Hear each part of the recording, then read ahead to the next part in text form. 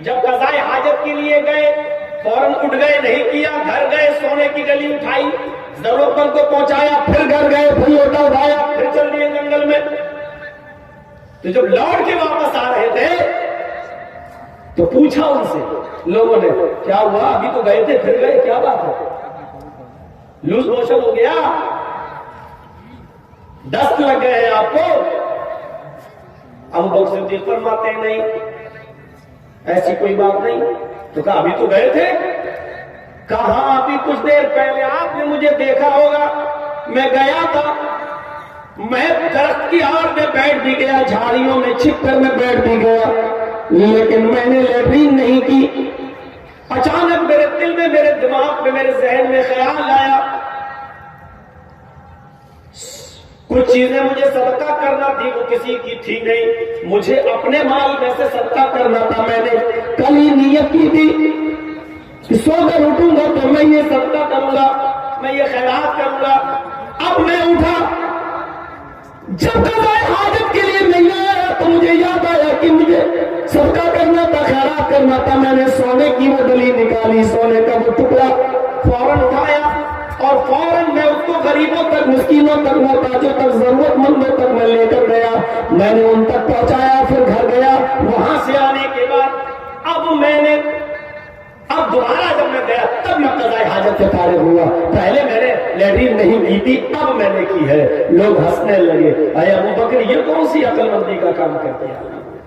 ارے آپ کو جب سونے کا تو تقسیم ہی کرنا تھا، اس کو بانٹنا ہی تھا، غریبوں میں دینا ہی تھا، تو لیٹرین کرنے کے بعد بھی تو گھر جا سکتے تھے، اس کے بعد بھی تو غریبوں مسکینوں میں سونا تقسیم کر سکتے تھے، ان کو خیرات کر سکتے تھے، صدقہ کر سکتے تھے۔ یہ کون سی عقل مندی ہے کہ لیٹرین نہ کرنا، گھر پہ چلے آنا، پھر تقسیم کر دینا، پھر جانا؟ یہ کہاں کی عقل مندی ہے؟ لیٹرین روک لینا۔ تو حضرت ابو بکر صدیق فرماتے ہیں تم اپنے حساب سے صحیح کہہ رہے ہو، لیکن میری سوچ اس کی الٹ ہے۔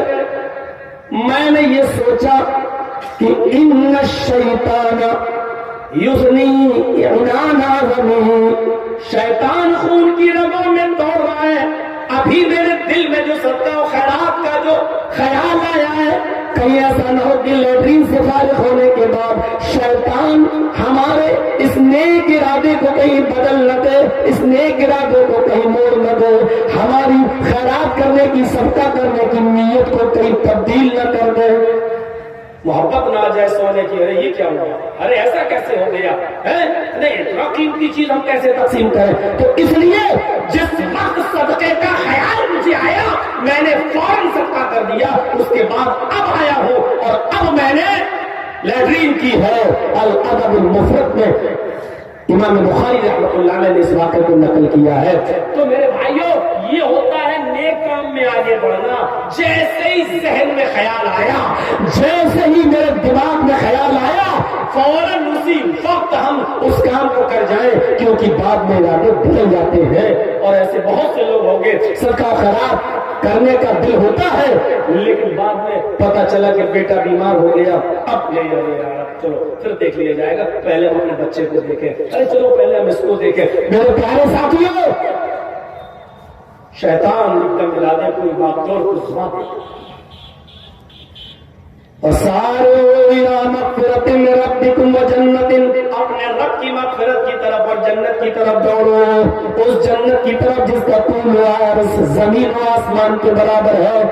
ان پورے واقعات میں آپ دیکھیے، کہیں کوئی صحابی پیسے کی طرف بھاگ رہا ہے، کوئی صحابی کمانے کی طرف بھاگ رہا ہے، کیا کوئی دولت کو حاصل کرنے کے لیے بھی لپک رہا ہے؟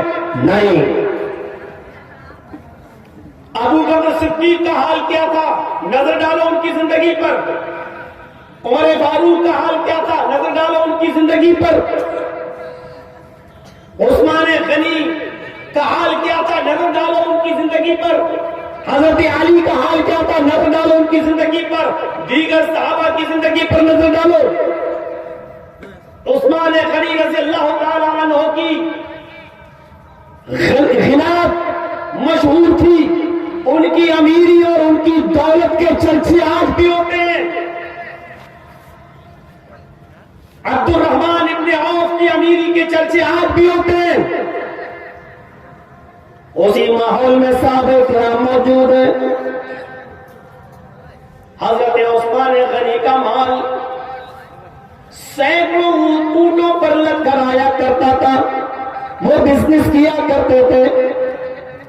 عبد الرحمن ابن عوف بھی بہت بڑے بزنس مین تھے.